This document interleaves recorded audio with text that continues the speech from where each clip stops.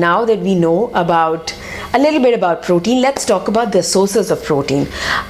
Since you are here and we mostly be talking about a vegan diet plan or a vegan sources of protein, we will talk about what are the vegetarian plus vegan sources of protein. We all know that meat, milk products, eggs are a good source of protein, including fish, but you know that I'm vegan, and the reason why you've logged in here and the reason why we are having this masterclass is we're looking at sources which are natural, vegan and local.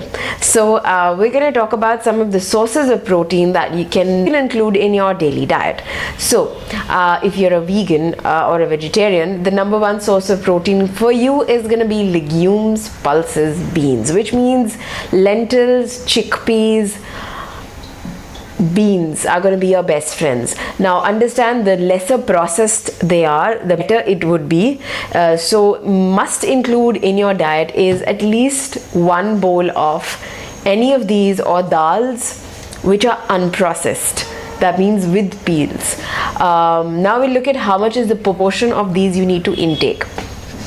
If you're taking chickpeas or beans or lentils or dals or any kind of pulses, if they are whole pulses, from a 1 cup portion size would give you anywhere between 12 to 16 grams of protein per cup. So next, what is the next source of protein? Some of the vegetables are good source of protein. I have some beans here.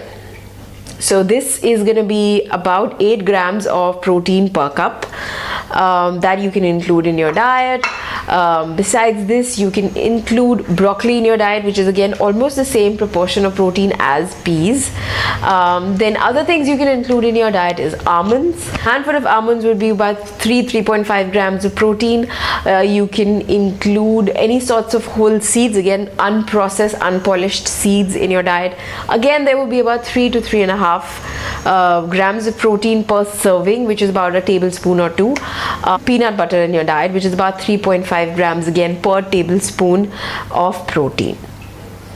Now things which you do not consider are protein but has protein in it, I'm going to give you a certain example of that.